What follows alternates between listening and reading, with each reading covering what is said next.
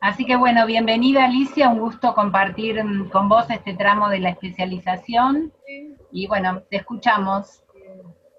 Bueno, muchísimas gracias por la invitación a participar y buenas tardes a todos.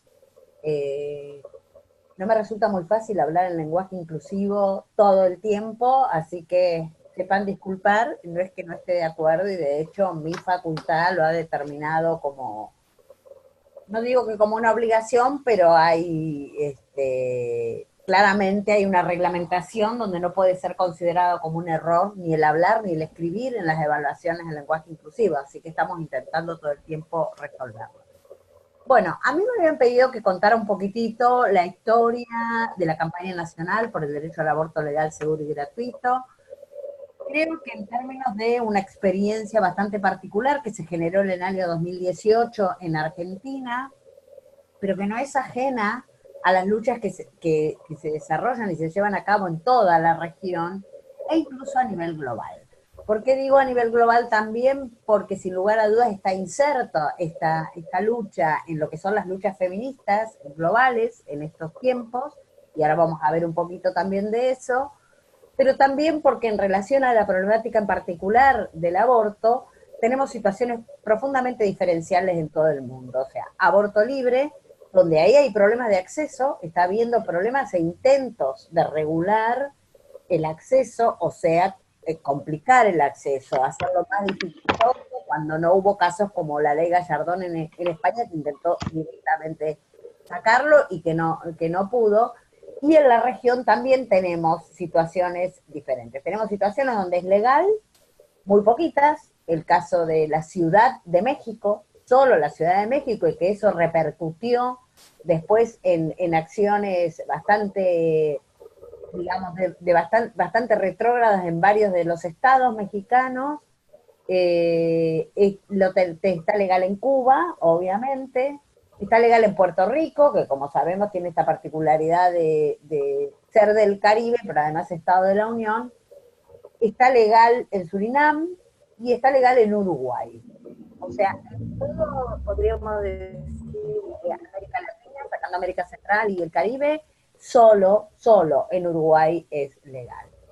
Después hay situaciones de lo que se llama ILE, que son accesos a interrupción legales del embarazo, que hay causales en determinados códigos penales que permiten algunas condiciones muy peculiares que el aborto sea legal, y después hay situaciones de restricción total y absoluta, como el caso de El Salvador y Nicaragua también, y otros países, donde no hay ninguna chance ni ninguna posibilidad de que el aborto sea legal eh, bajo ninguna condición.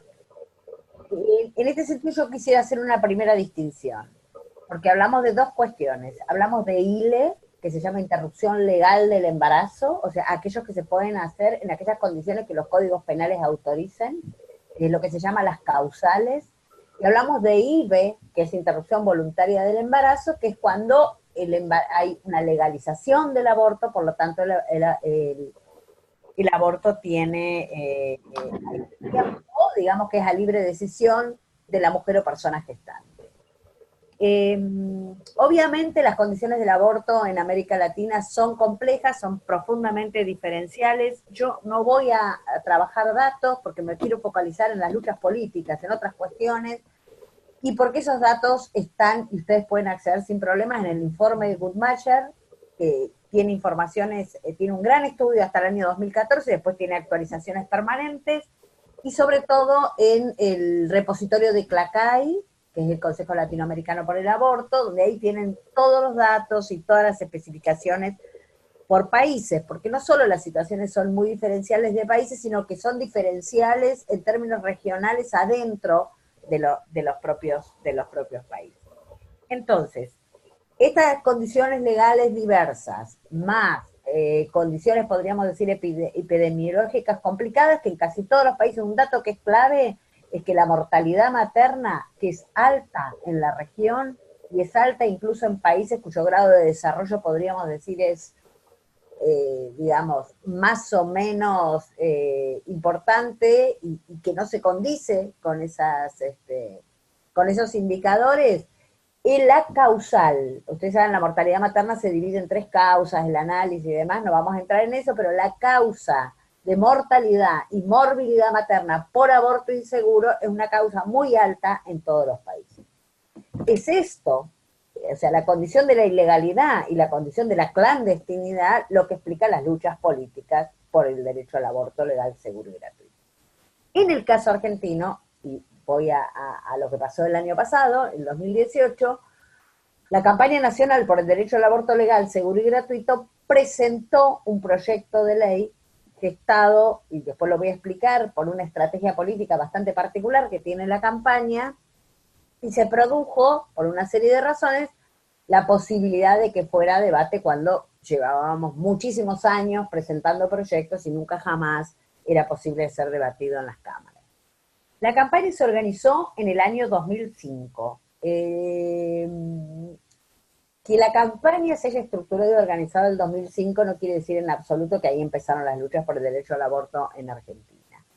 De hecho, en Argentina las primeras aproximaciones a cuestiones de demandas de legalización de aborto son de la década del 60, del siglo XX, pero podríamos decir que muy intensamente a partir del 83, de la transición democrática, donde hay un dato que es clave y que va a ser un insumo sumamente importante para la campaña y esta demanda, que es todo lo que es la organización de los movimientos de derechos humanos. Porque nosotros tipificamos el aborto ilegal o el aborto clandestino como una violación a un derecho humano básico. Ahora lo vamos a ver. Entonces, las luchas de las madres y de las organizaciones de derechos humanos fueron muy claves. Otra etapa clave fue la década del 90, que fueron las conferencias internacionales de población y desarrollo en Cairo en el 94, de la mujer en Beijing en el 95 y otras, pero básicamente es la de derechos humanos en Viena también en el 93. Esas conferencias pusieron en la escena pública la cuestión de el acceso, diríamos, la información y todo lo que tuviera que ver con el reconocimiento de la salud sexual y reproductiva como derechos sexuales y reproductivos. Es la aparición de esta noción de derecho en ese tramo, digamos, de la historia para toda la región, no es específico de Argentina esto, que va a poder empezar a instrumentar una lucha en función de los derechos sexuales y reproductivos.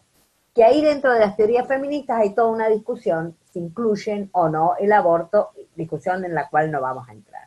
Entonces, los 90 en Argentina y en la región, porque además del 75, antes, ¿no? Del 75 al 85 es la década de la mujer, el auge de los feminismos también en los 90, lo quiero decir porque la gran masividad que tiene hoy no quiere decir que no hayan pasado cosas antes, va a permitir establecer en cada país de la región, de acuerdo a sus condiciones políticas, sociales y económicas, luchas diferenciales, pero que todas iban en la dirección de lograr instaurar los derechos sexuales y reproductivos como derechos humanos básicos y dentro de ese campo la legalización del aborto. Cuando yo digo la legalización del aborto estoy hablando de la opción de máxima, porque evidentemente hay países que han trabajado mucho más por sus condiciones de despenalización. O hay otros países que han ido trabajando gradualmente y han ido por despenalización, por intervenciones en las Cortes Supremas, en la Corte Interamericana de Derechos Humanos, bueno, distintas estrategias, pero digamos, la legalización es como la estrategia de máxima, y porque está suponiendo básicamente la interrupción voluntaria del embarazo, o sea, es la libre decisión de la mujer y la persona gestante, y ahora voy a explicar por qué esta caracterización, a decidir sobre su cuerpo y sobre sus proyectos de vida, sin interferencia de nadie. Ahora, ¿dónde? Para que sea una intervención segura, en el sistema público de salud. Por eso la legalización del aborto supone el acceso al aborto seguro y gratuito. Cosa que la despenalización lo que supone es que no van presos ni mujeres ni médicos que realizan la práctica, pero no supone de ninguna manera un acceso a un aborto seguro, gratuito, para toda la población. Entonces, de esta larguísima historia que se da en la región, después vamos a hablar un poquito de la campaña 28S de América Latina y el Caribe, surge al calor de los encuentros nacionales de mujeres que llevan 35 años en la Argentina, surge en un encuentro de Rosario en el 2003 la idea de conformar una campaña nacional por el derecho al aborto. Bueno, ahí se arma un primer taller de estrategias a favor del aborto, y en el 2005, el 28 de septiembre, el Día Internacional por la Legalización y la Despenalización del Aborto, se la campaña nacional. La campaña tiene rápidamente un sentido federal, digo, de origen, no es rápidamente porque surge en un encuentro nacional de mujeres, es federal, es profundamente plural, es diversa y tiene una forma, una manera de constituirse políticamente de la forma más democrática posible. ¿Qué quiere decir esto? Se organiza por regionales, o sea, cada lugar del país tiene su regional, y cada regional elige una persona que en la plenaria nacional, que se hace una vez por año, donde se establecen las estrategias al año siguiente que va a desarrollar la campaña, esta persona conforma lo que se llama la articulación nacional. Esta articulación nacional, cuyos integrantes duran un año nada más, después van rotando todo el tiempo, lo que hace es garantizar que se lleven a cabo las estrategias que se plantean. La plenaria nacional federal, completamente federal, en el transcurso del año siguiente. Las estrategias son organizadas de manera colectiva, de manera plural, con mucho debate, con mucha discusión, y después este grupo de la articulación trata de garantizar que se ejecute. Este sentido de origen federal, plural, diversa y democrática, yo creo que ha sido un factor muy importante en el crecimiento que ha tenido, porque supone un modo primero de ingreso, que las condiciones para el ingreso a la campaña son basiquísimas y mínimas, que ahora lo digo, pero además de formas de gestión que se asemejan más a ciertas lógicas de movimientos sociales y están bastante enfrentadas, diría, con las lógicas más verticalistas que podemos decir de partidos políticos. Para formar parte de la campaña hay que acordar con la consigna. La consigna de esta campaña es de origen: educación sexual para decidir, anticonceptivos para no abortar, aborto legal para no morir. ¿Qué quiere decir? Que la lucha es conjunta, no es etapista, no es que primero vamos a tener educación sexual, después vamos a tener acceso a la anticoncepción y la información, y si todo falla, vamos al aborto legal para no morir. No, la lucha es por las tres estrategias de manera conjunta, y de hecho de eso la campaña nacional argentina y organizaciones diversas en el resto de América Latina y el Caribe dan cuenta permanentemente, porque, digamos, se va profundizando en una línea o en otra, depende las chances, las posibilidades que tengamos. Bueno, esto ya más o menos conté, algunas cuestiones de la década del 90. En la década del 2000, me había olvidado, antes de que se constituyera la campaña, ocurre un hecho muy importante, muy importantemente trágico en la Argentina, que fue la crisis del 2001, que fue una crisis enorme, económica, pero política también de representación, y aparecieron formas organizativas más, podríamos decir, horizontales o con otras claves, que eran las asambleas barriales, los centros culturales, y varios espacios de organización donde ahí la campaña, ya no la campaña, sino las feministas que ya veníamos luchando por el derecho al aborto, tuvimos una intervención o varias intervenciones muy importantes. Como ven, colgado ahí atrás está el pañuelo verde, esa es nuestra insignia, remite claramente al movimiento de derechos humanos. Las madres de Plaza de Mayo usan un pañuelo blanco. La elección del color fue muy graciosa porque fue como muy azarosa y casi que por descarte. Blanco no podía ser, amarillo tampoco porque era de la iglesia, el color de la iglesia, bueno, así, y quedó el verde, que si ustedes lo conocen al pañuelo, tiene bordada o escrita la consigna que yo dije antes, esta consigna integral.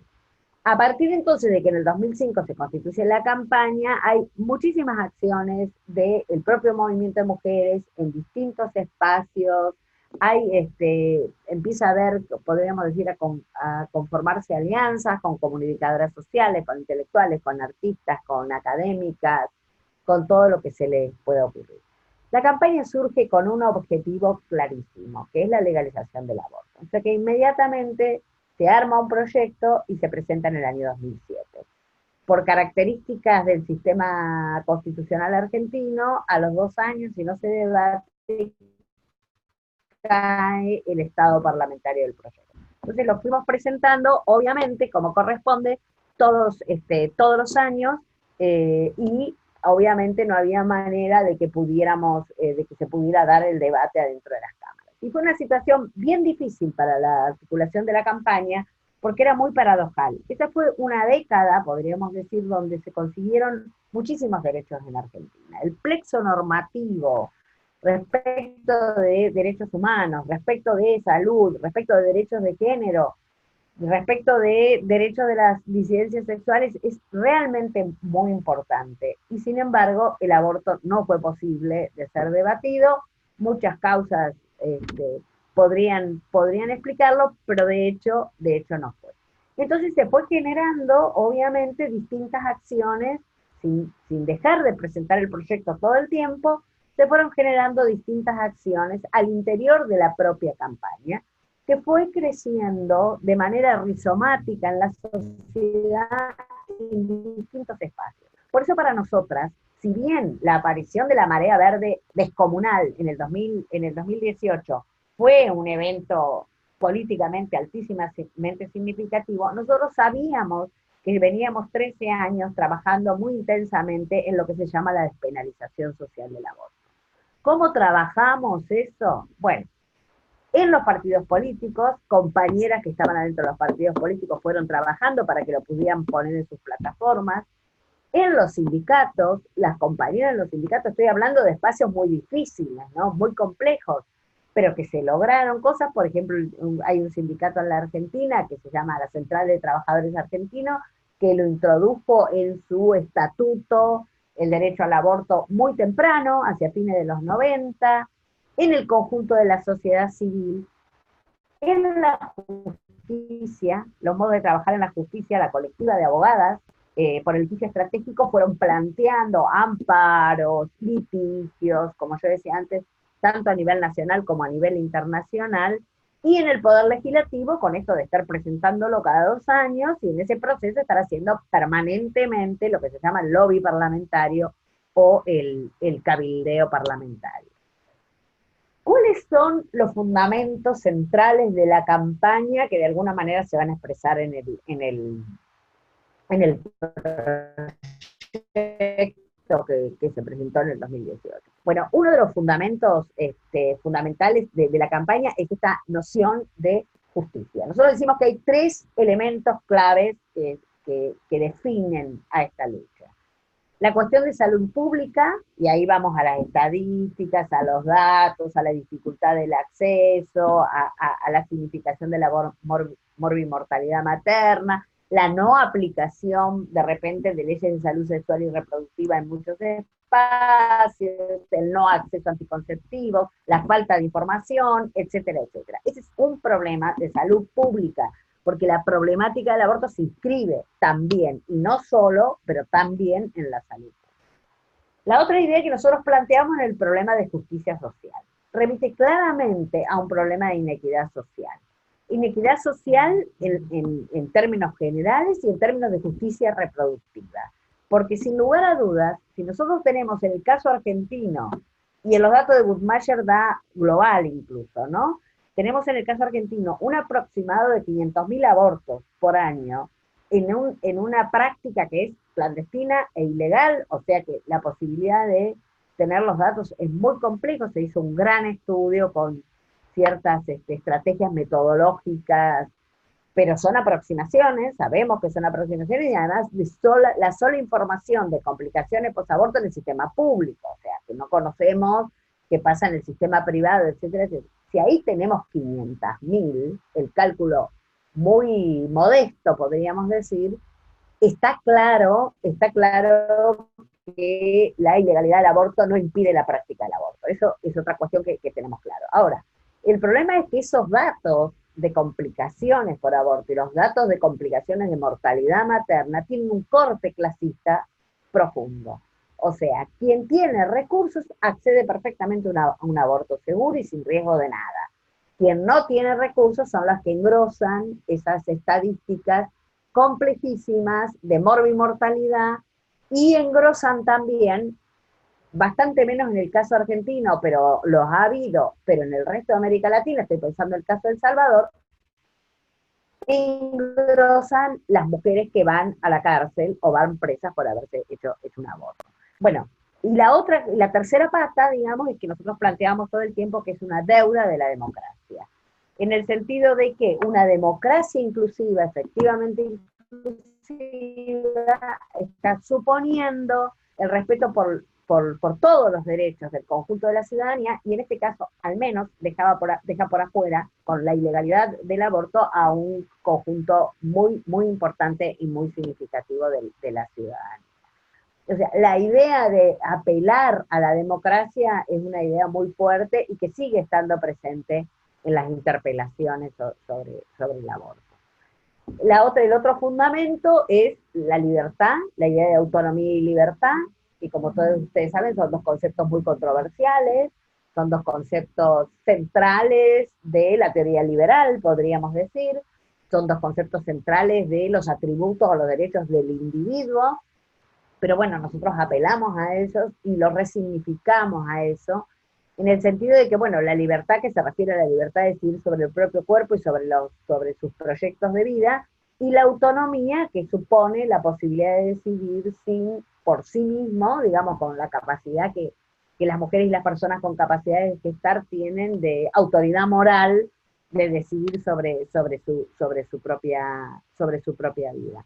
Cuando yo decía esto, que libertad y autonomía apela a un complejo, digamos, del sistema y de la teoría liberal, porque apela al individuo, nosotros creemos que estas dos categorías, que son complejas, se fueron constituyendo en la práctica política de tantos años y de tantas estrategias en un derecho colectivo. Pero ese, digamos, en todo caso es un proceso que es bastante común en las construcciones políticas de los feminismos todos ellos, ¿no?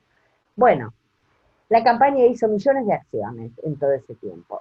Entre ellas, lo que llamamos la despenalización social del aborto. Se crearon al interior de la campaña redes de profesionales por el derecho a decidir, que son profesionales de la salud, todos ellos, no solo médicos, que están en el sistema público de salud y garantizan el acceso a la interrupción legal, lo que tenemos de legal del embarazo. La red de docentes por el derecho a decidir, que son las docentes y los docentes que trabajan en el sistema, en el secundario, digamos, y los terciarios del sistema público de educación, y en el privado también, que aplican la ley de educación sexual integral. La red de comunicadoras, o sea, la campaña tiene una red federal de comunicadoras muy importantes, la red de abogadas por litigio estratégico, que llevaron a cabo acciones, como les mencioné al principio.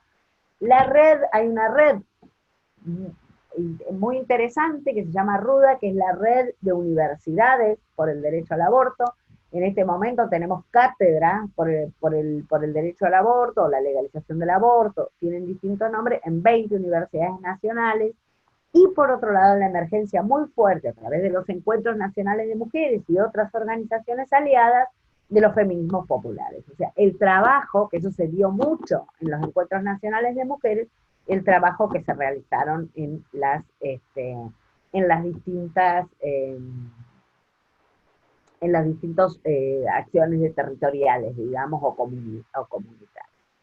Ahora, ¿qué se conjugó en el 2018 para que pasara lo que no venía pasando hacía ya 13 años? Bueno, nosotros creemos que, yo creo personalmente, a mí me tocó en ese momento estar en la articulación nacional de la campaña, o sea que estaba muy cerca de los debates y de las tomas de decisiones, y nosotros consideramos que se generaron tres condiciones muy importantes que a veces no son producidas por el mismo movimiento, sino que son como resignificadas venidas de afuera. Un hecho que todos conocerán, muy significativo, que fue el Me Too en Estados Unidos, ¿no? Acerca de las denuncias sobre abuso, las denuncias sobre acoso. Un programa de enorme cantidad de rating del país toma este tema, lo invita a colegas a discutir sobre acoso y abuso, y en un momento dado una colega feminista le dice al conductor, acá falta un tema clave que es el debate sobre el aborto.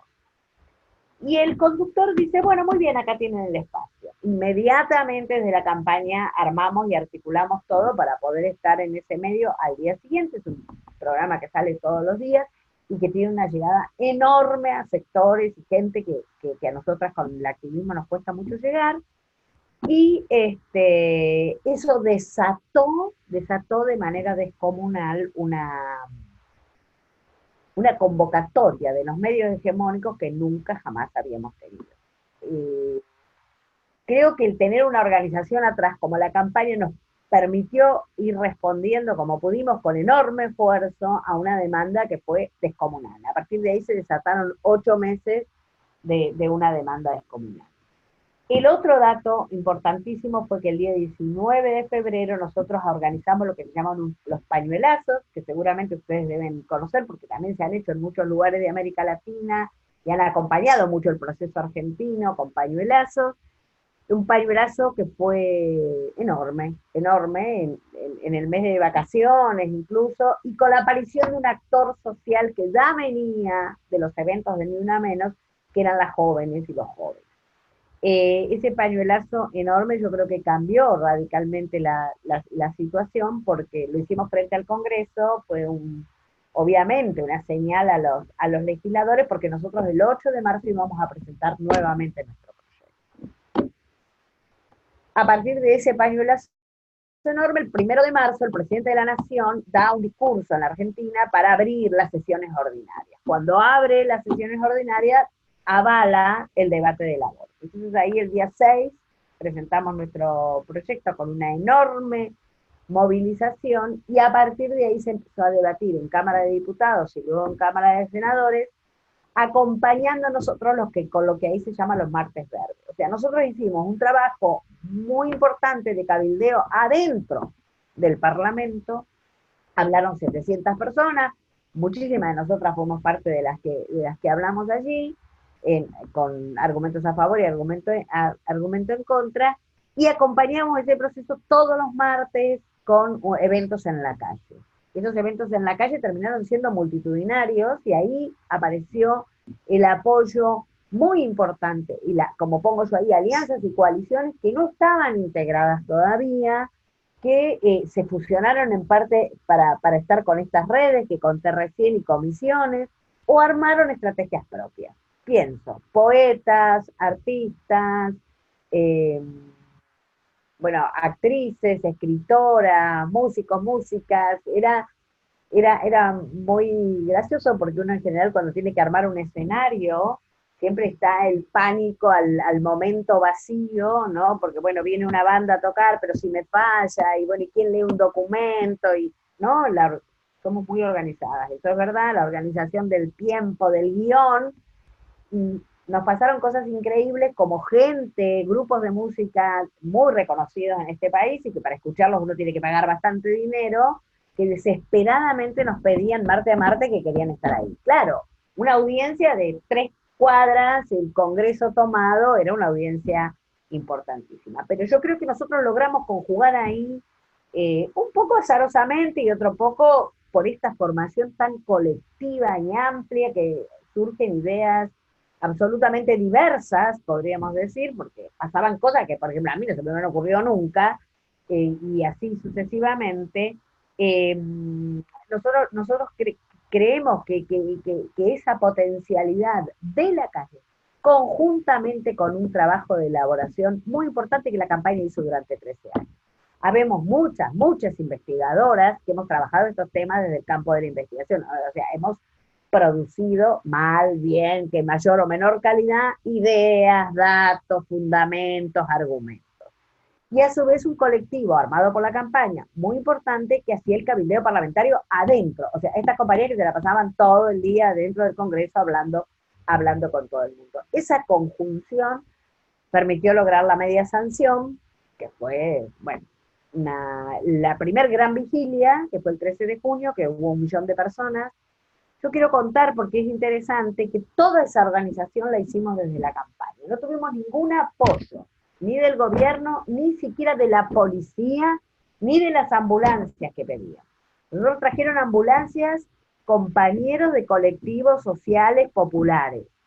Armamos la seguridad, nosotros tenemos un armado de la seguridad que la coordinan 2 mujeres de adentro de la campaña, como 500 personas, porque no teníamos seguridad garantizada para nada, no la queríamos tampoco, pero después cuando se nos vino ese aluvión de 1 millón de personas, les aseguro que para quienes organizábamos fue bastante tensionante, porque pasan cosas con semejante cantidad de gente, y no pasó absolutamente nada, fue una concentración muy tranquila, que la gente se quedó toda la noche hasta esperar el resultado.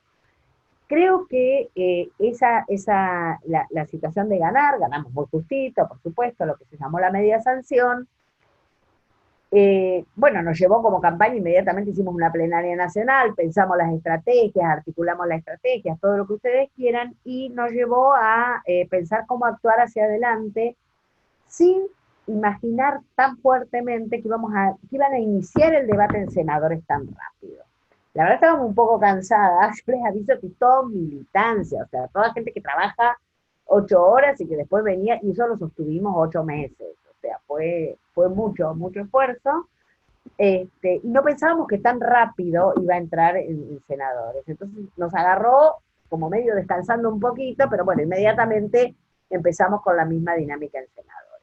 La Cámara de Senadores argentina, y quizás me atrevo a pensar que en muchos lugares, es profundamente conservadora, no digo que todos los senadores y senadoras, pero es muy conservadora, responde a intereses territoriales, y ahí entró a operar la coalición muy fuerte, que muchos de los países de ustedes la conocen desde hace muchos años, pero que acá no tenía tanta visibilización, que fue la coalición conservadora de los pentecostales, neopentecostales y la propia Iglesia Católica.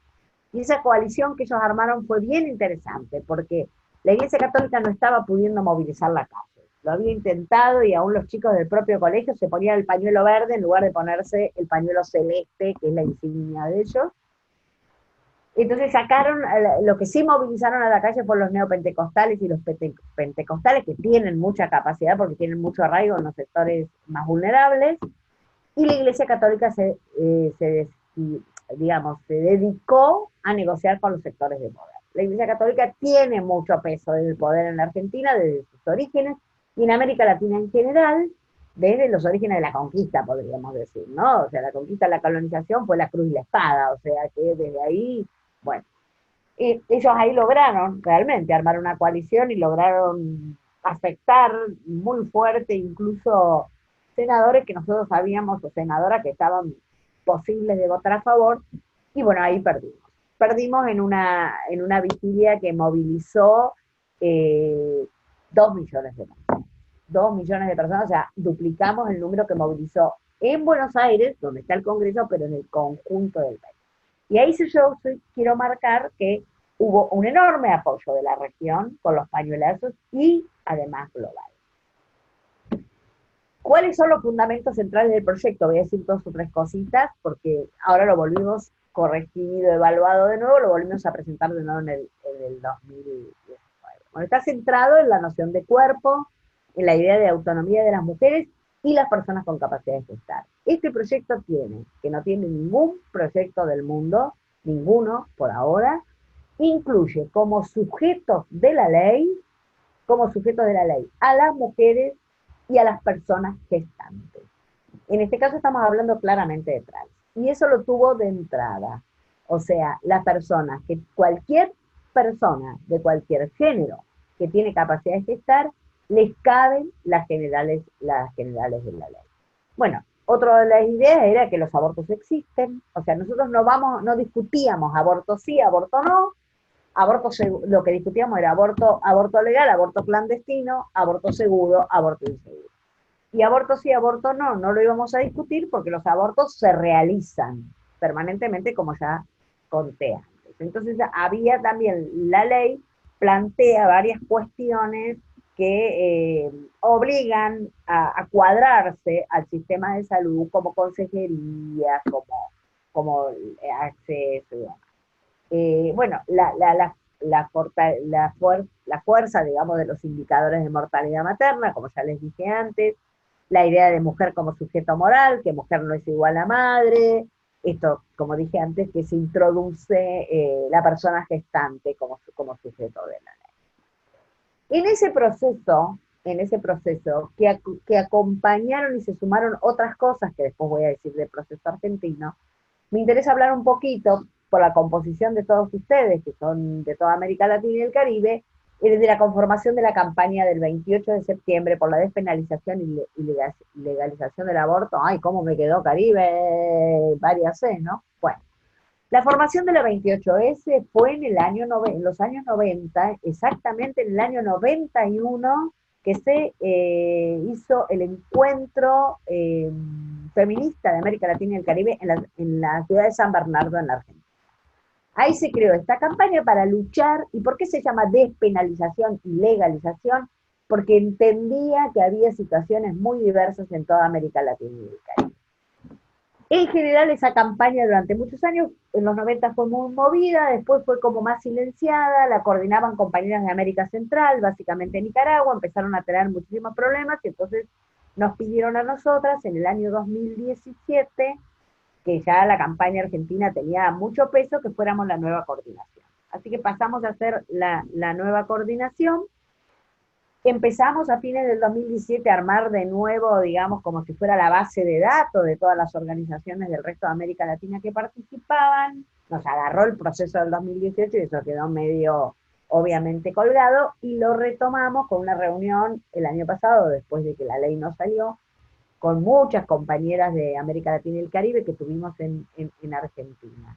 Y la idea es justamente que esta campaña se reactive, se revitalice, a propósito de acompañar de manera en general con declaraciones, con argumentos, con alguna reunión regional cuando es posible, porque no tiene financiamiento, bueno, con una cuestión más virtual si se quiere, pero de acompañamiento permanente de esta campaña a todos los procesos que se vayan dando en América Latina. Por eso decía que los pañuelazos fueron parte de esa estrategia de colaboración, de la colaboración mutua. Y ahora, el 28 de septiembre, el Día Internacional por la Despenalización y la Legalización del Aborto, vamos a hacer una acción conjunta en toda América Latina, con el mismo hashtag, etcétera, etcétera, y cada país la adecuará a sus posibilidades. En el proceso del 2018 fuimos como campaña convocadas en varios países para intentar armar campaña. En mi caso particular, participé de una convocatoria de Brasil y participé de una convocatoria en Ecuador. Brasil más bien para dialogar cómo armar estrategias de resistencia frente a la presencia de Bolsonaro y tras su figura, digamos, todas estas fuerzas neoconservadoras, y en Ecuador mucho más claramente con el intento de armar una campaña nacional ecuatoriana.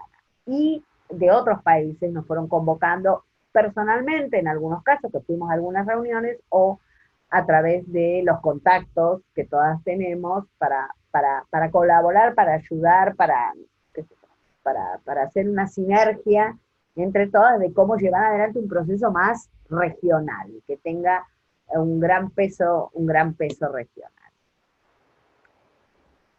Algunas consideraciones como para terminar sobre ilegalidad y violencia. Quiero contar otra cosa. El proceso que se dio en la Argentina de la famosa marea verde, que yo creo que ya hoy, incluso a nivel global, trasciende solo la demanda del derecho al aborto, sino todas las demandas ahí de los movimientos feministas. El proceso de la marea verde reconoce fuertemente por lo menos dos grandes antecedentes de los 5 años anteriores. Uno es la convocatoria en el 2015 del Ni Una Menos, que empieza claramente el Ni Una Menos en su primer convocatoria en el 2015, donde, como ustedes saben, es una demanda fuertísima la aplicación estrictamente del programa, digamos, y del presupuesto, y el programa y las estrategias de la Ley sobre Violencia en la Argentina. Al año siguiente, 2016, ya el Ni Una Menos incorpora la ilegalidad del aborto y la clandestinidad del aborto como violencia. Y a partir de ahí se va a incorporar también en los paros internacionales de mujeres, que es el otro gran antecedente de la Marea Verde y sus movilizaciones y las estrategias asamblearias para armar los documentos y demás, se incorpora justamente la dimensión del aborto, o la dimensión del aborto no, la clandestinidad del aborto y las muertes por aborto como violencia sobre el cuerpo de las mujeres y las personas gestantes en primer lugar y como feminicidio de Estado en el segundo lugar.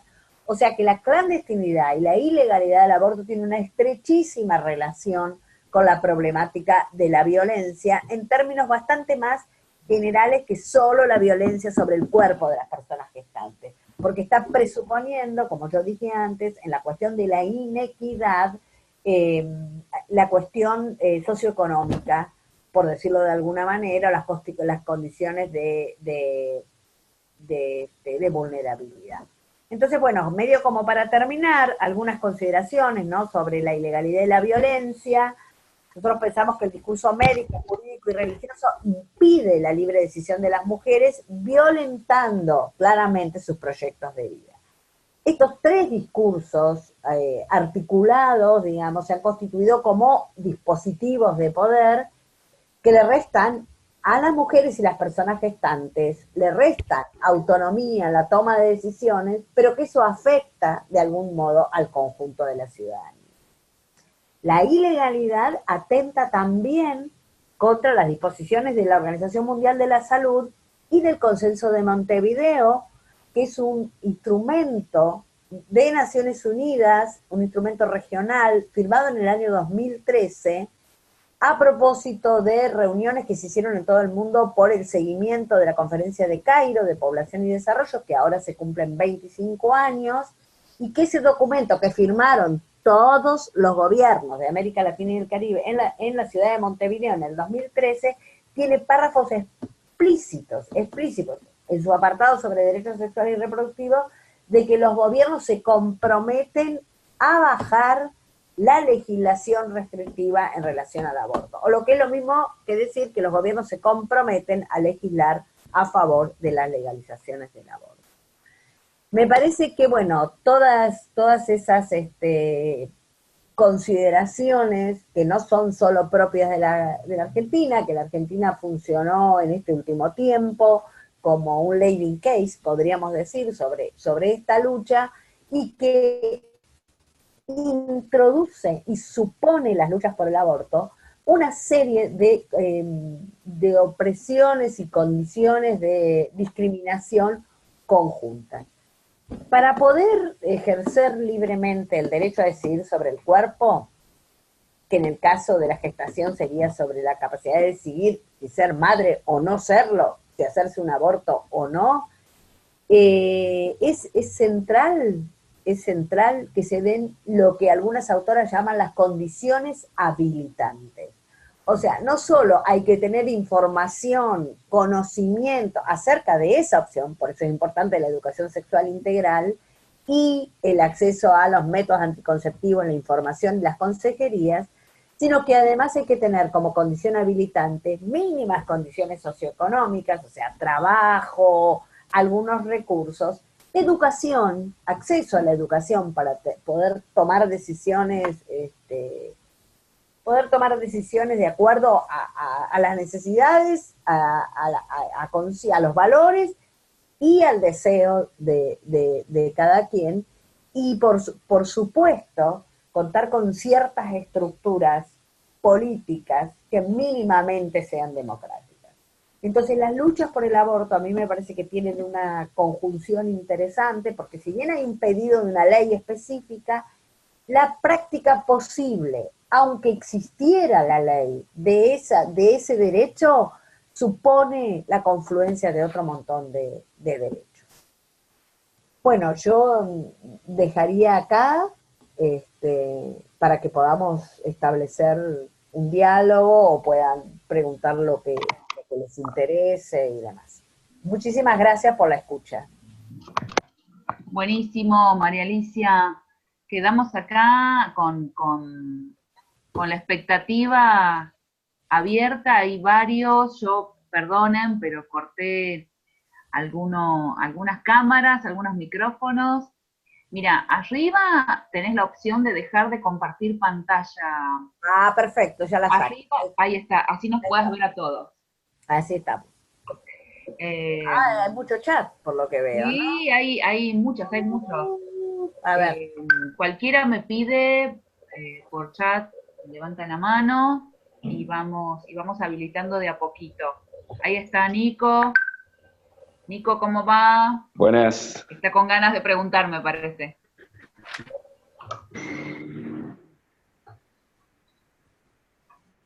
O están apareciendo de a poquito.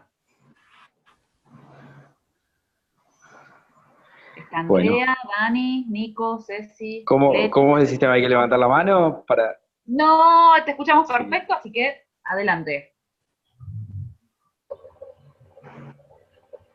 Bueno, por supuesto que brillante la exposición de Alicia, de María Alicia, bueno, mucho gusto. Me parece que muchas de las cuestiones que tocaste, entre algunas de las que mencionaste, era el litigio estratégico. Yo quería por ahí comentarte o consultarte cómo ves, porque así plantea la cuestión y creo que es acertada. Vos lo estás poniendo claramente blanco sobre negro. Hoy por hoy el aborto está al límite o la prohibición legal está al límite de la constitucionalidad. O sea, hoy no sé si resiste el análisis de constitucionalidad, porque más que no haya una ley, vos estás hablando de la libertad, de la autonomía de la mujer gestante, o de las personas gestantes, ¿verdad? Entonces yo lo que te preguntaba es, y de la posibilidad del litigio estratégico, si no han intentado avanzar con acciones judiciales concretas para declarar la inconstitucionalidad o para reclamar, por ejemplo, políticas que no tengan que ver con esto que hasta ahora se analizó, que eran los protocolos de los abortos legales o los autorizados, sino lícitamente alguna política más amplia. Desde el punto de vista estratégico, pregunto, desde esa perspectiva. ¿Cómo hacemos? ¿Contesto? No sé, se me ocurrió esa idea, digamos. No sé. Primero que te quiero hacer una aclaración, yo soy socióloga, no soy abogada, o sea, bueno. Que serían maravillosas, porque tenemos compañeras que son unas genias, no te las voy a poder dar, pero sí te puedo decir algunas cuestiones. Vale. En el caso argentino han estado interviniendo permanentemente desde hace muchísimos años las abogadas haciendo demandas específicas para situaciones específicas. Por ejemplo, una malformación. Una discusión en el sistema médico que si sí, que si no, que si es viable con la vida, digamos, fuera del útero, si no es viable, qué sé yo. Anencefalía, por ejemplo, el sistema de salud pública lo discutía, ahora ya no se animan, pero lo discutía. Entonces, ahí, ¿qué hacían las abogadas? Presentaban un amparo, hacían toda una acción judicial para lograr que entrara como aborto no punible, ¿sí? O sea, a ver, dentro de las causales, en Argentina el Código Penal de 1921 te plantea que el aborto es ilegal, excepto 3 causales. Y las 3 causales son riesgo de vida de la madre, riesgo de salud de la madre, no solo de vida, de salud, y violación, dice en nuestro código, de mujer, demente o idiota. ¿Qué lograban las abogadas con estas intervenciones? Bueno, lograban que, por ejemplo, entraran en una causal. Ahora, vos lograbas, por una intervención judicial, que entrara una causal que obligaba al sistema público a hacer el aborto, y tenías en 10 minutos a la iglesia y todos los antis armando un zamarrancho adentro de los hospitales, con lo cual a veces lo que lograban era que la persona que había solicitado decía no quiero. Eso ha pasado un montón. Pero han hecho intervenciones por abortos no punibles las abogadas mucho. Han hecho intervenciones por casos en la Comisión Interamericana de Derechos Humanos, por violaciones de derechos humanos. Y después trabajos muy intensos en esta línea llevó a una situación muy interesante. Teníamos una jueza de la Suprema Corte que falleció, que era una mujer que estaba muy interesada sobre todo para el caso de violencia. Supongo que a lo mejor lo han visto como algún caso en este curso, porque ella trabajó armando adentro de la Suprema Corte, que imagínate que es un espacio complejo y además profundamente, altamente masculinizado, obviamente, logró armar un área, como un grupo de monitoreo, observatorio creo que se llamaba, de violencia, que ahora ya no está más. Los trabajos que hicieron ellas sobre violencia, los trabajos que fueron tomando sobre abortos no punibles que no lograban que no lograban tener la posibilidad de ser realizados, llevó a la Suprema Corte de Justicia a un debate muy importante, y en el año 2012 salió lo que se llamó el fallo FAL. Y fue a propósito de un caso, porque viste que la Suprema Corte, digamos que logra, yo no sé mucho los términos jurídicos, pero logra a través de un caso trae el problema y ahí se entra jurisprudencia, ¿no? A través de un caso determina algo que fue muy importante, y es que la causal violación era para todas las personas. Y todo eso de demente, idiota, no corría más, era para todas las mujeres, ellos hablan de mujeres, no hablan de personas gestantes, era para todas las mujeres, a sola declaración jurada, sin denuncia policial de ningún tipo, y que en el sistema público de salud debía llevar a cabo los abortos no punibles de mujeres que venían y decían, yo fui violada y qué sé yo. Y no le tienen que pedir nada en ningún documento. Imagínate esto en la corporación médica. Yo me acuerdo conferencias donde aparecían jefes de servicio y decían, pero ahora van a venir hordas de mujeres que van a hacernos el cuento de que son violadas. Y uno no paraba de explicarle, mire, usted es jefe de servicio, usted no es policía. A usted no le importa si miente o no miente. Eso es un problema que tendrá que resolver la Suprema Corte si se equivoca y viene en ese mundo de mujeres que dicen ser violadas, como usted dice. Bueno, es muy difícil. Entonces, tanto en esas situaciones de abortos no punibles, como cuando salen los protocolos, porque hubo un momento en que se armaron los protocolos para acceso al aborto, sobre todo para implementar bien claro el uso del aborto medicamentoso, ¿no? Acá la mifepristona está prohibida, totalmente prohibida en la Argentina, solo se puede hacer un aborto medicamentoso con misoprostol. Por supuesto que no vamos a ser tan ingenuos de no saber que circula la mifepristona, digo, pero uno tiene que tener la información, tiene que saber dónde comprarla. El caso brasilero, por ejemplo, cuando la prohibieron lo terminaban vendiendo lo que ellos llaman los puntos de fumo, o sea, donde se vendían todas las drogas ilegales estoy hablando, ¿no? Entonces, los protocolos que fueron adoptados por el Ministerio de Salud, el sistema político argentino, que es federal, hace que una regulación del Ministerio de Salud Nacional pueda ser deba ser refrendado por cada provincia. Entonces los ministerios de salud de algunas provincias dijeron, nosotros no lo vamos a aplicar nada. Y el Ministerio Nacional no tiene potestad para aplicarlo. Entonces, sí que se han hecho muchas cosas. No he visto ni escuché nunca una demanda de anticonstitucionalidad. Eso no. Eso nos dicen los antiderechos. Los antiderechos nos dicen que el aborto nunca fue legal con ninguna causal. Porque como el Código Penal es un código de fondo y la Constitución está por encima, y la Constitución no dice nada del tema, pero en una de nuestra Constitución tiene en el encabezamiento un montón no me sale ahora la palabra, pero un montón de declaraciones que forman parte del cuerpo constitucional, ¿no? Suponete la declaración de Belén do Pará por la violencia, y en la Convención del Niño de José de Costa Rica, ahí hay una trampa, que también tiene una famosa coma, una trampa del origen de la vida desde la concepción. Entonces los antiderechos nos discuten diciendo, lo que dice el Código Penal es ilegal porque la Constitución está por encima del Código Penal. O sea, es muy difícil la situación de discusión con los grupos conservadores. Pero nunca escuché de que se planteara proponer una acción de anticonstitucionalidad. La verdad, pero a lo mejor pasó, ¿eh? En favor, yo me refería, o sea, lo digo desde la perspectiva de políticas de salud, o sea, Pero no, a favor, una acción colectiva, sin necesidad de que haya una persona que quiera que exista. Claro, no, pero como anticonstitucionalidad no, sí ampliación de la causal.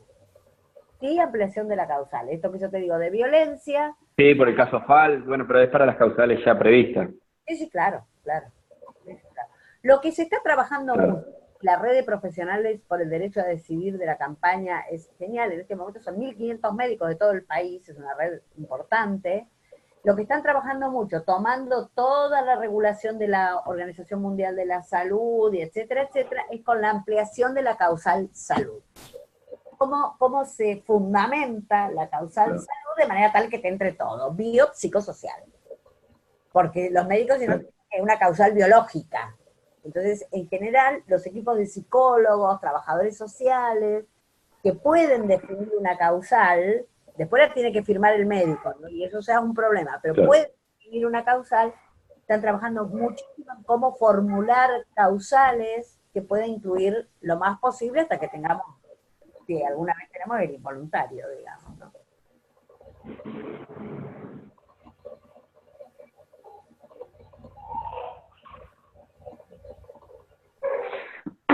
Perfecto, Nico, gracias.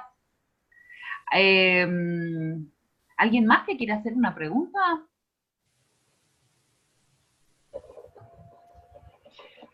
Yo quería preguntarle un poco a Alicia a partir de esta excelente historización que nos hiciste, ¿cuáles son las expectativas que podemos tener de aquí en más? Bueno, me parece súper interesante la pregunta y me encantaría devolvértela, porque la verdad yo puedo hablar, no voy a hablar personalmente, sino ahí sí más como una organización, ¿no? De la que formo parte desde su servicio. Me parece que hay 2 o 3 situaciones que nos pueden generar alguna expectativa optimista. Bien. Y lo hablo no solo para Argentina, lo hablo para América Latina. Y también en algunos lugares del Caribe. Un pie de página, Agustín Laje, que es un ideólogo argentino en contra de los derechos de las mujeres y de la LGTBI, en Santo Domingo las feministas lo echaron. O sea, hay algunos indicadores que dicen la organización feminista del movimiento de mujeres y LGTBI, organizada, articulada, puede ejercer una presión descomunal. Y de hecho, en el caso argentino en particular, que estamos, les cuento al resto, en proceso eleccionario, la marea verde no les va, ¿cómo les puedo decir? No es que no le prestan atención. No hay ningún, y vos Adriana sos argentina, no hay ninguna intervención en los medios con un candidato, sea de los partidos que puedan tener chance de ganar, como los que nada, que no aparezca la pregunta por el aborto. Exacto. Porque hay ahí un potencial de voto, no seamos ingenuos, que son la cantidad de gente joven que se incorporó como votante probable, que anda todo el día con el pañuelo verde por todos lados y que se llenó las plazas. O sea, yo no digo que los candidatos sean por un interés genuino, es primero por interés del voto, seguro, pero del tema se tiene que hablar. O sea, lo que yo creo es que gradualmente hay una despenalización social del aborto, ¿no? Como decía el movimiento LGTBI, para sus propias prácticas, salió del closet. Y eso me parece que es una garantía, porque hay ciertas cosas de las cuales no se puede volver para atrás. Volver para atrás, como piensa la gente, cómo opera y cómo demanda, es instaurar un régimen político, como ya tuvimos en la Argentina, como la dictadura. Y aún en la dictadura había fisuras donde pasaban cosas. No, a la gente no se la puede liquidar 100%. Entonces esto me parece que es un avance enorme y global. Esa es mi otra expectativa buena, es global. Ahora, la resistencia, la respuesta es durísima, durísima, súper bien articulada, no solo con recursos económicos, tienen muy buenos recursos simbólicos, tienen mucho dinero, utilizan muy bien las redes y la respuesta también es global. Y la respuesta no es por el aborto, como yo discutía los otros días, decía, bueno, si estos vinieron solo por no el aborto, bueno, me da pena porque yo lucho por eso, pero no es falta. Es una propuesta civilizatoria. Es una propuesta de retorno al paraíso supuesto perdido de un tipo de familia que se supone la familia heterosexual, monogámica, que te garantiza ni más ni menos que la propiedad y la herencia. O sea, te garantiza la reproducción social de la vida capitalista. Ese es el proyecto con el cual estamos enfrentados. No es tan fácil. De todos modos, como decía antes, fisuras hay siempre. Siempre. Las cosas no son tan homogéneamente cerradas, ni para un lado ni para el otro. Y bueno, en Argentina nosotros vamos a seguir como siempre, cada 2 años presentando el proyecto. Y nosotros sabíamos que este año lo presentamos para hacer un hecho público en la calle, estar presente, no desaparecer en año electoral, justamente para no dar lugar a muchas cosas, a usos y abusos de lo que son los movimientos feministas, pero a su vez porque logramos armar una coalición interesante con Ni Una Menos, con los paros internacionales de mujeres. Yo creo que hay una presión y una fuerza enorme ahí. Sabíamos que nos iba a debatir, porque es año electoral, las cámaras en la Argentina ya no trabajan desde marzo. Desde marzo no hay senadores, diputados, no hay nadie circulando por acá, están todo el mundo en sus provincias buscando votos, o sea, eso ya lo sabíamos, pero pueden pasar cosas insólitas o inesperadas, lo que Maquiavelo llama a veces la fortuna, digamos. Tiene que haber la virtud de una organización que se haga cargo de eso, ¿no? Pero la fortuna, yo llegaba a pensar, como parece ser que la renovación de gobierno va a ser muy difícil, por la experiencia que tuvimos de la votación de hace unos días, yo llegaba a pensar que así como un presidente conservador de derecha, neoliberal, habilitó que en las cámaras se debatiera, y por ahí le agarra la locura enfrentado con el Papa y con todo el mundo como viene, y habilita que se debata entre el 27 de octubre, que son las elecciones, y el 10 de diciembre, que se tiene que ir. Es una chance. El nuevo candidato posible en el caso argentino, y también eso se ve mucho en Ecuador con Correa, ¿no? Tiene unas contradicciones impresionantes por lo que viene declarando sobre el tema, que en parte tiene que ver con llegar a la elección y con juntar votos así, arrear votos de distintos lugares, entonces negocia un poco con la iglesia, negocia un poco con esto, negocia un poco con la entonces dice despenalización, pero entonces después sí de legalización, pero entonces no, porque, bueno, es lógico, es campaña electoral. Yo creo que lo que no se va a poder bajar, en Argentina casi apuesto al 100, pero creo que en el resto de América Latina, de no ser que tengamos modelos autoritarios muy severos que impidan la posibilidad de estar en la calle, no se va a poder bajar la demanda, no se va a poder bajar. Y esto está pasando en todos lados. La movilización de México, por eso lo saco solo del aborto, la movilización de México por la violencia fue impactante, fue impresionante. Lo que le pasó a las compañeras en Irlanda, que de repente ganaron en un contexto que no daba para que ganaran el plebiscito. No sé, está abierta la chance. Yo sí creo que la organización política, porque es una organización política de los feminismos, en alianza, no solito, en alianza con organizaciones LGTBI, con organizaciones populares, bueno, y con organizaciones políticas también. Nadie niega a los partidos, con los sindicatos, con lo que fuera, tienen una chance de dar una pelea o de estar en la escena pública todo el tiempo. Después, la verdad que, qué sé yo, veremos cómo están las cámaras y cómo están las condiciones. Hay países como El Salvador que la situación es realmente compleja y grave, y sin embargo hay un buen movimiento de mujeres que está todo el tiempo presionando internacionalmente por las mujeres presas. Es difícil casar, ¿eh? Es difícil. Bueno, celebramos el momento. Yo soy muy optimista, imagínate, llevo desde los 80 luchando en esto, si no hubiera sido optimista ya hubiera colgado los botines hace rato, no sé. Tal cual. A mí me emociona también. Por ahí a lo mejor los compañeros nos pueden contar un poco más desde sus lugares cómo la ven, ¿no? En términos, yo lo veo más en términos como una lucha integral, ¿no? Así como creo que ustedes trabajan sobre la cuestión de la violencia, ¿no? que uno dice, qué disparate, hay política, se aplica, uno piensa que lo deben haber estudiado mucho, en todo el plan y el programa de España, que fue realmente importante, contundente, de aplicación en todos lados, o de intentos, igual sigue habiendo feminicidios de manera descomunal. Uno piensa, bueno, esa presión, esa atracción va a seguir existiendo, y hay cosas que son cambios culturales, y que son de largo plazo. Tal cual. María Alicia, tenemos dos preguntas por chat, no Dale. sé si podés leerlas, si no yo te las leo. Cecilia pregunta respecto al avance global de antiderechos entre sus estrategias, además de las discursivas y simbólicas que nombró Alicia, ¿qué otras se visualizan? Pensando también en el avance que tuvieron los grupos cristianos y religiosos en las estructuras parlamentarias y estatales. Sí, ¿me estás preguntando por Argentina en particular o me estás preguntando en general por la región? Por la región. Por la región.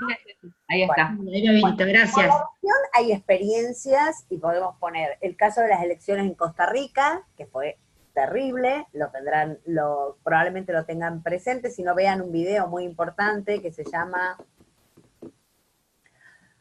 Derechos en Riesgo, bueno, no me acuerdo bien cómo se llama porque me confundo con un libro de Awid que explica Derechos en Riesgo, donde producto de una situación mínima, básica, aparece un candidato de la nada, bueno, como apareció Trump, como aparecen esos candidatos, que era un pastor que casi gana las elecciones. Y las elecciones, toda la campaña fue profundamente antifeminista y sobre todo anti-LGTBI queer. Ahí tenemos un caso de intervención directa en la política. Bueno, Bolsonaro gana con enorme cantidad de votos de los grupos neopentecostales y de negociaciones con esos grupos que ya venían introducidos en el Estado. Ya tenían diputados, ya tenían acceso y negociaciones con Dilma Rousseff también, no es que está por fuera de esa cuestión, y que a su vez habían accedido, porque tienen muchos recursos económicos, a la Red Globo, que en Brasil es como acceder a la más media absoluta y total. Así que ahí hay otra estrategia. El espacio que yo creo que más tienen capturado y con posibilidad de capturar es el espacio de los sectores más vulnerables. En términos de creencias, pero en términos de resolución de la vida cotidiana concreta, que otras organizaciones no lo pueden hacer, por no tener recursos, básicamente, no es que no tengan elementos. Entonces pienso, frente a un problema de alcoholismo, eso se vio bastante en la Argentina, ellos encuentran maneras, estrategias profesionales para resolver el problema. Sí, claro, te tenés que sumar a la iglesia, tenés que, ¿no? Toda esa estrategia, dejarles la plata, varias cuestioncitas que tienen ahí, pero esa estrategia la montan muchísimo. Yo creo que con el avance de los feminismos y LGTBI queer, sobre todo en términos de legislaciones y derechos en la región, algunos más, algunos menos, la existencia del consenso de Montevideo lo llevó a atacar fuertemente Naciones Unidas. Ellos están operando muy fuerte hace muchos años en Naciones Unidas y en OEA. Y en realidad el objetivo en Naciones Unidas es bastante claro. Ellos quieren que desaparezca la noción de derechos humanos, claramente. Eso es lo que quieren. Como no la pueden hacer desaparecer de plano, porque sería ya una hecatombe, van operando y horadando en distintos espacios y estrategias. Te digo dos espacios, por ejemplo, en Naciones Unidas que ellos trabajan todo el tiempo. Los jóvenes y las personas, digamos, adultas mayores. Entonces uno dice, ay, bueno, Naciones Unidas, se van los burócratas de paseo a pasar unos días en Nueva York, ¿qué pasa ahí? Lo que no pasa, parece que no tienen ninguna incidencia ni nada. Resulta que ellos logran hacer convenciones y reuniones con jóvenes y con adultos mayores, de los cuales sacan algunas estrategias, algunas ideas que las llevan después y las discuten en Naciones Unidas. Y si las ganan, pueden pasar cosas como, que después te puede aparecer en una política pública nacional o en una ley, ese lenguaje, que por ejemplo, lo que importa es la persona. En discapacitados, por ejemplo. Lo que importa es la persona. No importa más que el individuo. ¿Y el individuo dónde? Inserto en la familia. Entonces, el individuo inserto en la familia es la responsable de cuidar a ese individuo. Ergo, la mujer, ¿no? Todas las discusiones, las teorías del cuidado nos han mostrado clarito quiénes se hacen cargo de esa función. Ahora, si la familia no puede, porque la mujer no puede, porque están ocupados, existe algo que se llama el mercado. Y entonces anda y compra el servicio de cuidador. Entonces, por ejemplo, en la Argentina, un largo tiempo después que salió toda ¿cómo te diría? Como declaración en Naciones Unidas, resulta que el PAMI, que es la organización argentina, ay chicas, ya estoy hasta ahora media tonta con las palabras. De adultas mayores. Sí, sí, De claro. la Seguridad Social de Adultas Mayores. Es necesario, no me salía la palabra. La Seguridad Social de Adultas Mayores toma una decisión que no va a financiar más cuidadores. Pero mirá cómo aquello que parece que está paseando por Nueva York, resulta que produce algo que mira cómo se aplica. ¿Bajo qué concepción no más cuidadores?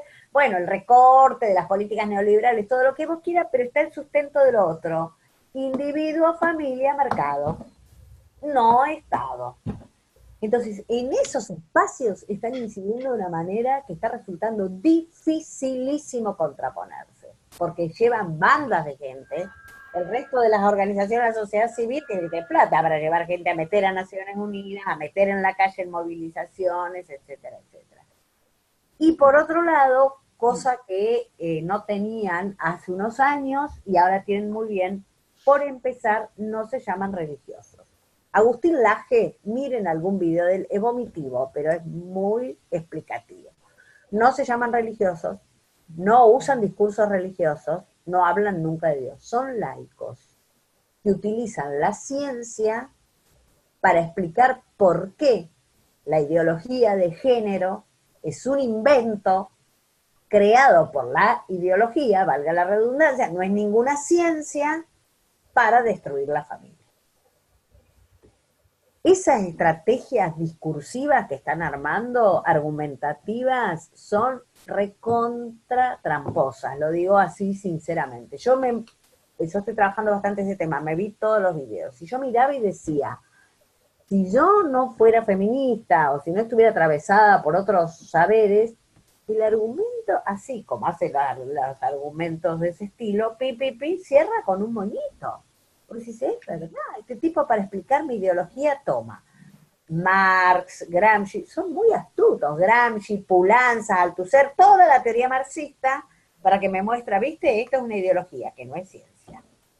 Y después te toma de la ciencia, la neurociencia, no sé, algunos temas de la ciencia para decirte esto es la ciencia. Entonces, la ideología de género es profundamente anticientífica, es profundamente un invento político para destruir la familia, para destruir los valores morales, para destruir la sociedad. Ahí Carolina acota que es un poco lo que plantea la película Género Bajo Ataque. Género Bajo Ataque es el nombre, sí, Género Bajo Ataque. Sí. Ahí tenemos una pregunta de Leticia. Perdón, por la pregunta anterior, porque mostraron otros casos. Por ejemplo, cómo intervinieron en contra de la ideología de género en el proceso de paz en Colombia. Fueron claves en el fracaso del proceso de paz, atacando la cuestión de género, que el proceso lo tenía, etcétera, etcétera. A ver. Leticia, el caso mexicano resulta muy significativo y hasta alarmante, dice, dado los casos de violencia. Acá, perdón, sí, más arriba, sí. Especialmente por femicidios, en el Estado de México, donde yo radico, Sí. uno de los tres, donde el problema está incidiendo. La pregunta es: ¿a dónde vamos con este complejo fenómeno que incluso ya superó políticas públicas e instrumentos de protección? Resulta incontrolable la violencia en sus múltiples manifestaciones. Sí, no sé qué decirte, vamos hacia un mundo, estamos, no vamos, hacia un mundo muy complejo.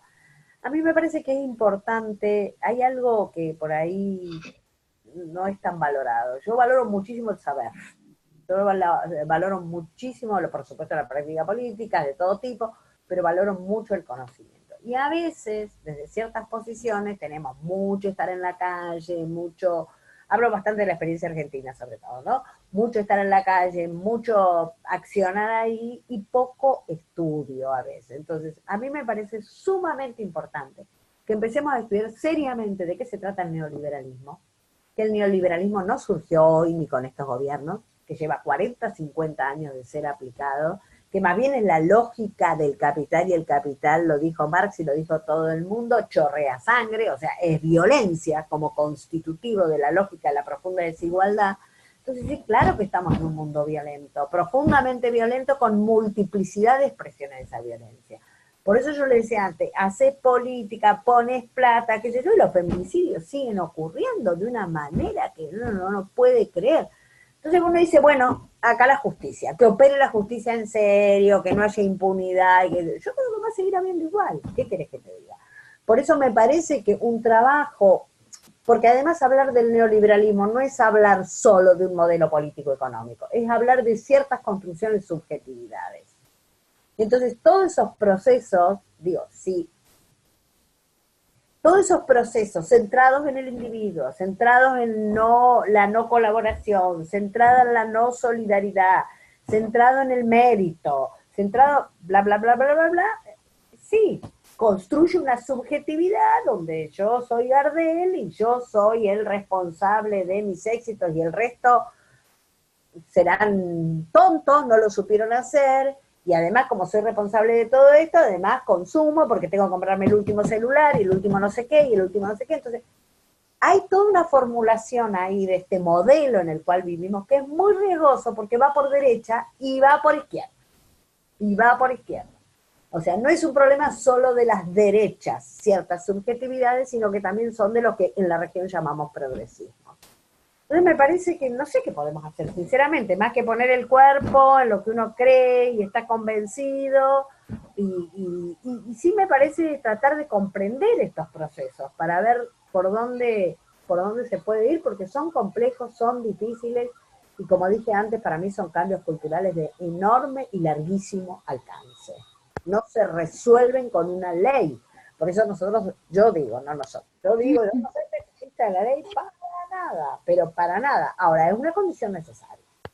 A partir de eso, habrá que pensar otras estrategias y seguir, porque tener una ley no te garantiza nada, ni el cambio cultural, ni el acceso real, al caso del aborto estoy hablando, ¿no? Ni cualquier otro. Ahí Andrea levantó la mano para participar. Andrea dice que es de la Justamente sobre eso quería preguntar, sobre Sí, la última intervención que hizo, exacto. precisamente sobre lo último que habló. Bueno, antes que nada, buenas tardes, le cuento a María Alicia que, bueno, soy de Santiago y que el fin de semana pasado estuvimos reunidas en la ciudad de Córdoba, las regionales del norte y del noroeste. ¿Me escucha bien? Sí, conozco perfecto, estuvo Pamela Martín García y Victoria Tesorino, Sí, estuvimos reunidas, formo parte de la regional aquí de la Comisión de Cabildeo en mi provincia y bueno, estamos estudiando a full, muy comprometidas, muy emocionadas con todo el devenir. Mi pregunta giraba en torno a precisamente lo que has mencionado hace rato y también haciendo un vínculo con tu intervención del año pasado en el Congreso. Vos hablabas con relación a la madurez o no de la sociedad. Sí, me acuerdo de tu intervención.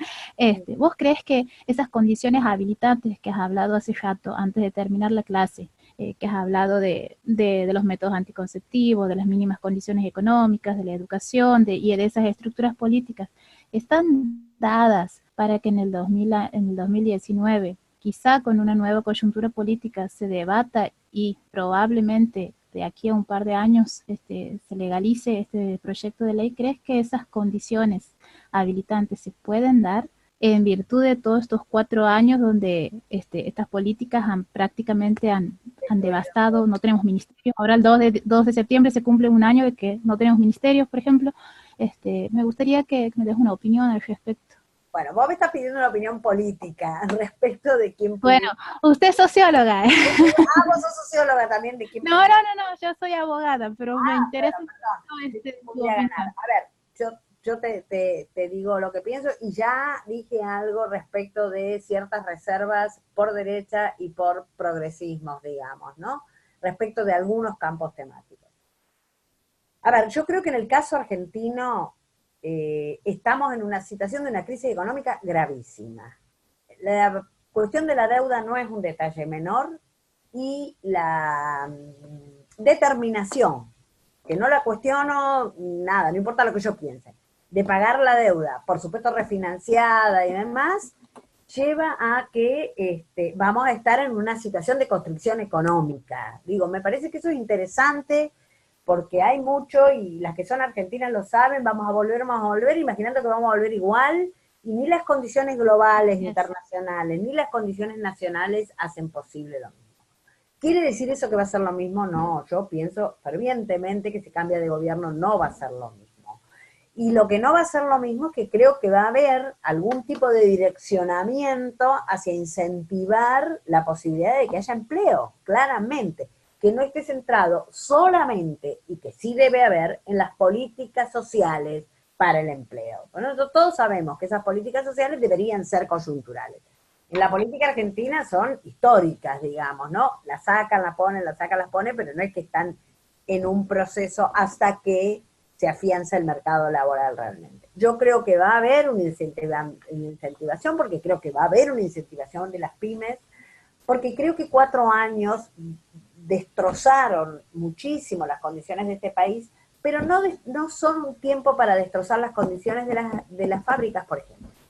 No se deterioraron totalmente, estoy hablando por un dato de economistas conocidos, no se deterioraron totalmente las maquinarias, la inversión para ponerla a funcionar no sería tan alta, digamos, algún tipo de crédito blando o lo que fuera. O sea, que yo creo que se van a restituir algunas cuestiones, o espero, el Ministerio de Salud, el Ministerio de Trabajo, el Ministerio de Ciencia y Tecnología, dicen que se va a crear un Ministerio de la Mujer, donde va a estar una mujer al frente, ojalá, no sé.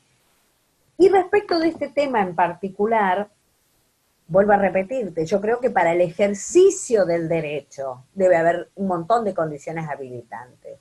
Para tener una ley, tenés que tener una clase política que tenga ganas de que salga, con decisión política, no necesita mucho más para tener la ley. Después la aplicación, el programa, el presupuesto y las condiciones de la gente para el acceso es otra historia. A mí me parece que Fernández ha sido re claro, o por lo menos las veces que yo lo escuché, de despenalización inicialmente, porque él dijo claramente no deben ir más ni mujeres ni médicos presos, este es un problema serio, es un problema de salud, es un problema del mercado, dijo, porque habló del mercado clandestino, y después se verá la discusión de la legalización. Ese es el estado de la situación que yo por lo menos tengo información. Leí un poco algo de la conversación de Fernández con la Conferencia Episcopal Argentina, donde salieron con tapones de punta. Pareciera ser que va a venir el Papa el año que viene, que obviamente el Papa viene a apoyar una gestión si gana Fernández, si no, no va a venir nada. Está clarísimo que está enfrentado claramente con las políticas, y por suerte, aplicadas por el presidente actual. Pero si llega a venir el Papa acá, en este tema se nos recomplica, ¿no? Yo creo que se nos recomplica. Así que no sé, pero yo la verdad es que lo que creo, mira, yo me acuerdo que cuando después del 8 de agosto, que perdimos, la verdad perdimos, nos llamaban de los medios, qué sé yo, bueno, ¿y ahora qué? Yo decía, seguimos en campaña, digo, me parece, Andrea, que vos conocés el paño, en el lugar donde estás, las acciones que estás haciendo, y seguirán los feminismos y los grupos que surjan y las maneras, peleando por lo que consideramos que son derechos, y los gobiernos dirán traccionar. Es una disputa de poder, es una disputa de poder. Tener un gobierno, podríamos decir, que va a establecer políticas más distributivas o redistributivas, va a generar mejores condiciones posibles, qué sé yo, pero también tiene un montón de presiones. Digo, si yo le digo que la Conferencia Episcopal Argentina, en una charla de 1 hora, le saca el tema del aborto, cuando no se cansan de decir que el único grave problema es la pobreza, eso dice, ¿no? La Conferencia Episcopal todo el tiempo está diciendo eso, pero a él le sacan el tema del aborto, tras cartón va a venir el Papa, bueno, le están diciendo algo. Y ahí será, digamos, la cintura política, y más que la cintura política, la correlación de fuerzas, ¿no? Para mí la política es una disputa de correlaciones de fuerzas. No sé si te contesté, pero por ahí vos me podés contestar a mí. Perfecto. Hay 2 compañeros, Alicia, Carolina, Diego, que tienen compromisos familiares ya, estamos al borde, hora y media que estamos pasados. Así que gracias, Caro, gracias, Diego. Si ¿alguien más tiene alguna pregunta o podemos ir promediando? Mira, si no lo que podemos hacer, porque yo sé que la hora para los argentinos comemos a cualquier hora en este país, y en eso somos medios delirantes, pero en general la gente come en horarios normales. Si hubiese algunas preguntas que quedaron pendientes o que quieren mandarme, bueno, por vía ustedes me mandan por mail o lo que sea, no hay ningún problema. Antes que se vaya, Caro, estoy mandando un mail muy importante con el tema de las notificaciones de la plataforma, así que revísenlo, ¿sí? Y bueno, yo quería un poco esto, retomar lo que decía recién María Alicia, le agradecemos mucho la participación y a través del foro, si llega alguna pregunta te la vamos a transmitir para, bueno, que nos puedas dar tu opinión o tu respuesta